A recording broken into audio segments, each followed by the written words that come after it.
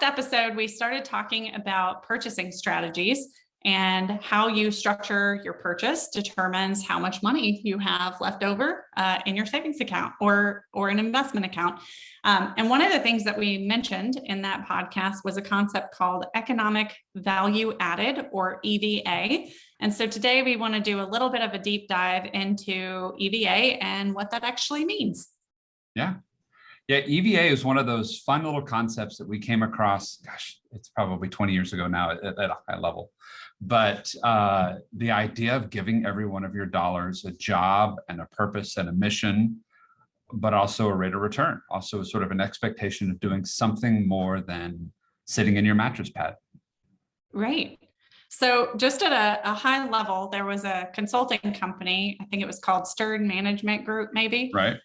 Two gentlemen, Joel Stern and Bennett Stewart, who were big proponents of EVA back, I think, in the 80s. And right. And I may be getting the decade wrong, but I'm pretty sure that's about when it is. Anyways, it's the concept that your dollar has a value, whether you assign it a value or not. And so, Eric, I think there's a really good example that we could give to kind of explain that concept at a high level. Sure. So the example we typically use is, let's pretend I'm a retail store owner and I sell t-shirts, and it costs me $10 for every t-shirt that I build. That's sort of my cost of goods. So I buy it from the manufacturer. It costs me $10 to pay the original manufacturer. And then on the other end of it, because I am in business to not go broke, I charge the clients, the customers that come into the store, more than $10. So I'm going to pretend that I'm going to sell these shirts for $50 a pop, because and that's not unreasonable in this day and age. That's probably not unreasonable. We call it margin, but it's a very exciting thing. We want some margin. And then my kids come to the store and they're like, Dad, I really, really want one of those cool new shirts. And you own the store. So instead of charging me $50, why don't you just let me have it? Because it's free, right? And I go, oh, no, I had to pay money for it.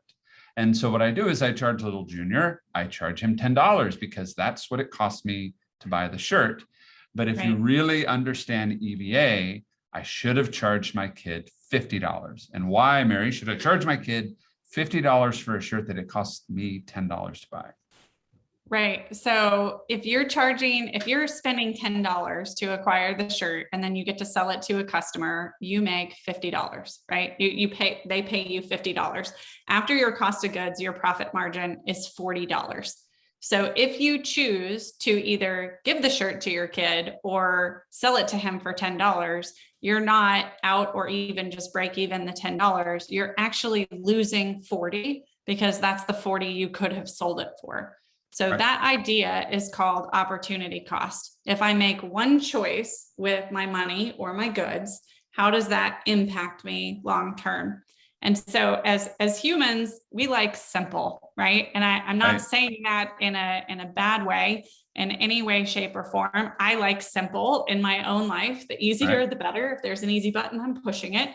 But the reality is that sometimes simple is not right, because what you're looking at is, the shirt costs $10, but if I take it home for $10, what I really lost is $40. And I didn't just lose the $40, because if the shirts are $10, I can redeploy that $40 and buy 4 new shirts, right? And if my margin is $40 on each of those, now it's $160. And if I redeploy that, you can see how exponentially that gets bigger and bigger. And so when I think about giving the shirt to my kid or just paying the $10 that I paid for it, or let's be honest, most of us would just let it walk out the back door home with us, right? What we're giving up is all of our potential profit. And so what tends to happen, right, is that we think about, well, here's what I spent or here's what I'm spending. And we lose the context of here's what else my money could have done for me had I made a different choice. And so when we do our analysis, whether it's, well, I want to pay off my house so I can pay less in interest, or whether it's a different decision, what we are negating is what else our money could have done for us, right? And I think the true masters of EVA are credit card companies, right? Oh Like yeah. they have figured out how to make that money, honey. And it's by charging crazy interest rates when someone is either late or borrowing money they don't have, right? And so, I think about that concept. And if I'm the credit card company and I can charge somebody 20, 25% almost in interest for borrowing it, I want to loan out that money as many times as I can. So I have as many people as possible paying interest back to me. Right. And so if you think about that concept, I think, especially with EVA, it's okay, what else could I be doing with my money? And if I'm not doing that, how do I make sure that I'm assigning my capital value? And another example of that would be if I'm a business owner and I have 100 grand sitting in cash in my bank account, it's not really earning anything. So I'm not assigning it a value at that point. I'm saying it's not worth much because it's not doing anything. And then I go to the bank and maybe the bank gives me a line of credit and I can borrow $100,000 at, let's just say 4%. That's a made up number, but let's say I get that. Now I have access to $200,000 and the average cost of that money is 2%. Right? Because I've got half of the money at zero, right? It's not doing anything. That's free. And I'm saying that in air quotes. No one can see me. Right. And then the bank's money costs 4. So my average cost of capital is 2. So I might make a decision then to deploy that capital into my business for whatever reason. But in my accounting, if I'm assigning it those values, my average cost is 2. So if my profit margin is 10, then or if my profit's 10 or my total revenue is 10, right? Then I'm netting that 8.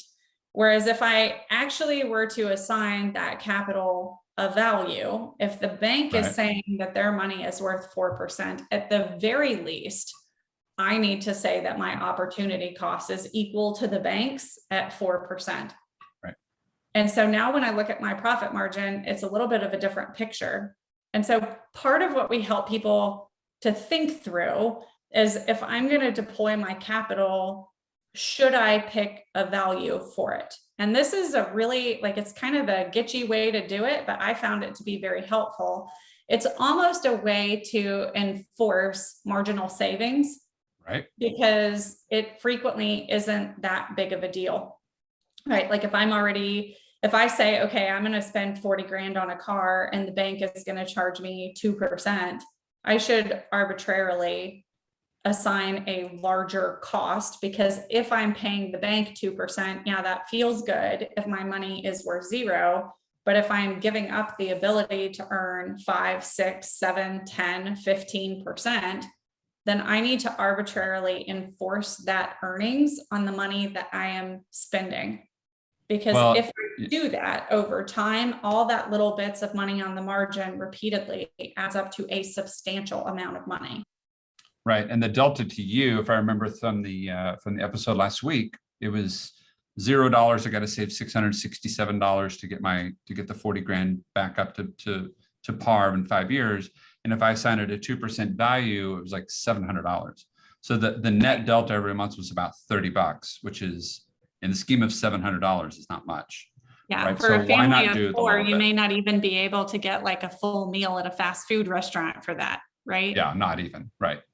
So, but I think that's the other component of it, is how do you treat because we talk about ourselves, give ourselves worth, and have other people treat us like we are somebody special. Well, why not do that with your money, right?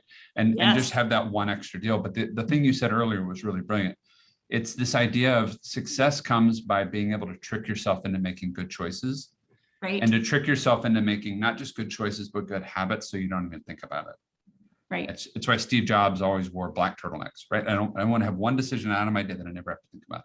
So if I always assign every single dollar I'm spending with a 4%, 5%, 6% value, then all of my decisions are based around that idea of, am I deploying this somewhere that will at least earn 6? Now, if you're going to some fast food restaurant and you're doing that math in the head in the drive-through line, don't, because it'll wreck your meal. But because you're not getting 6% value out of that meal. But with at least a good portion of your money, how do you assign it a value so that it's working harder?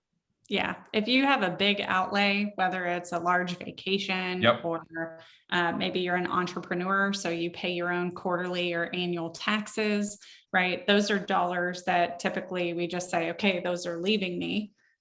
Whatever large purchase it may be, a new set of tires, a down payment on a house, a car purchase, those types of things. Right. If we start assigning that a value, frequently it's just a rounding decision, right? Like I'm going to round this up to the nearest 10 100. or 100. And over time, if I do that with all of my purchases, I end up with substantially more money, but I don't feel the pain of having to save more every time I am making a purchase, right? Like if I have the ability, let's say I've got to pay 20 grand at the end of the year in taxes or 200 grand at the end of the year in taxes. If I have the ability to get that onto the compound growth curve, right, and deploy it the way we talked about last time, even if I have to pay a little bit in interest, if I can keep the compounding on all of that money over time, I'm going to be much further ahead. Right. And I think there was an article that just came out, and I can't remember if it was the New York Times or if it was the Wall Street Journal, but it was about how rich people build, borrow, and die.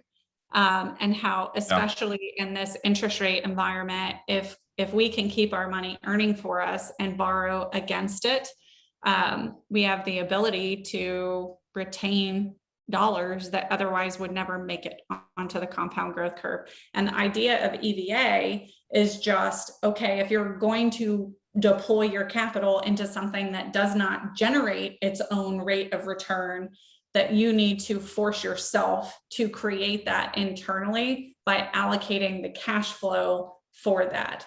And I know for me, this has actually been a phenomenal concept because I think about buying something, and then when I do the math on, okay, well, that means I'm not investing it somewhere. The EVA number that we have picked internally for our household, and it's an arbitrary number. It's just that I don't want to make an investment if there's not the potential for a certain amount, has ranged over the years from 10% to 15%. Not that we get that on all of our investments, but that's kind of the range that we shoot for. So if I'm going to buy a car, and I'm expecting that I'm not getting that 10 to 15% on it, my car payment is going to be really different in my head because I'm going to make the payment to the actual entity. And then I'm going to force myself to save the additional dollars. Right. And so if I think through that on that $40,000 car payment, what is that number now? It was 667 at zero. When we put it at 2%, it jumped to 701. At a 6% interest rate, it was 773. Well, $40,000 at 15% is 952. So that's substantial, right? But I'm giving you think about that and you're like, God, that's an extra $300, right? That's a big number. Well, that's what you're giving up by purchasing that car and every month, right? And so if you really are thinking about your money that way, you might look at that and be like, well, that car payment doesn't work for me and my budget. Guess what that means? That means you should probably buy a less expensive car so that you can maintain the payment maybe at $700 or whatever the number is that's comfortable for you.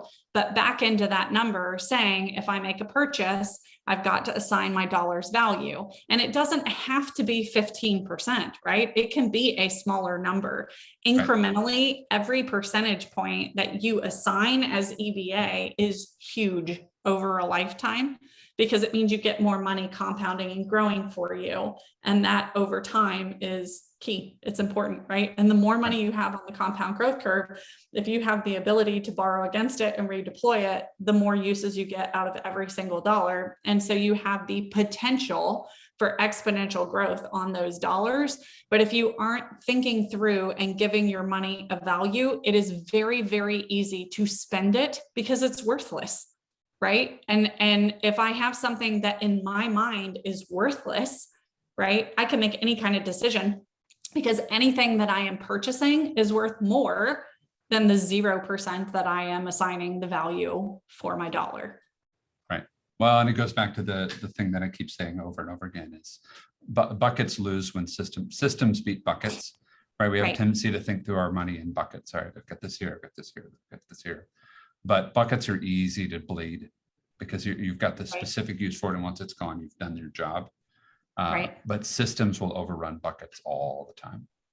Yeah. So if you think So through that flow.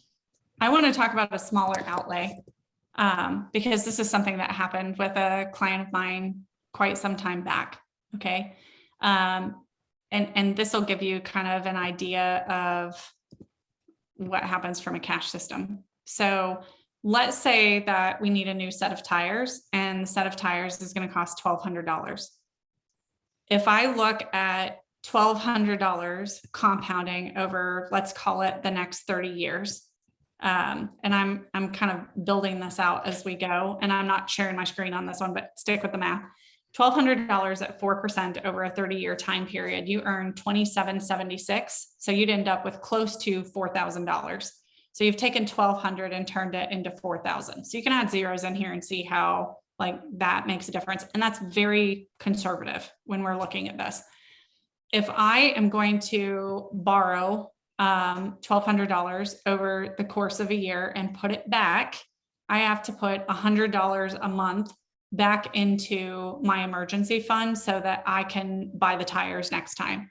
If I assign that a 10% EVA, then I'm only paying, right, over the course of the month, because it's amortized, I am paying $105 a month.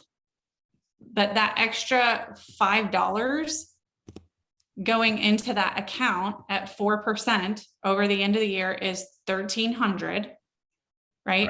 It ends up being $1,310. And if I have $1,310 compounding for me over the same 30 years, and I know I'm running through this math kind of fast, right? That money becomes $4,700 as opposed to $3,900, right? So that extra $5 a month created almost for 1 year, created almost an additional $1,000 over that same time period, right? And $5 extra a month, all of us can do that, right? I mean, that's you maybe don't pick up a Starbucks. I mean, I feel like my Starbucks order is more than $5 frequently, right? It's a coffee and maybe a snack. So, it doesn't have to be some crazy number. You can implement this on much smaller purchases, but it is a matter of every time you're deploying what feels like a substantial amount of cash to your household, you need to assign it a value. Right. And when you do that, the effects are huge over time. So once you start doing that, where to put it, I think becomes the next question. But in terms of economic value added, it's just the idea that you don't steal from yourself, right? That you assign value the same way you would if you had a store. I don't want to give this away because I'm giving up not just the cost of $10 goods, I'm giving up the $50 of total revenue. If you start thinking like that about your personal money over time, you're going to end up much wealthier. Absolutely. So if you have any questions on EVA, feel free to ping us. You can find me at The Wealth Woman, either on Instagram or Facebook. And I'm also easily findable on LinkedIn. Yeah. And I'm Economics with Eric at LinkedIn, Facebook. I'm not Economics with Eric at LinkedIn. I'm just myself at LinkedIn, and Economics with Eric at Facebook and Instagram. Thank you guys and have a great week. Look forward to the next episode as we continue this conversation. Have a good one.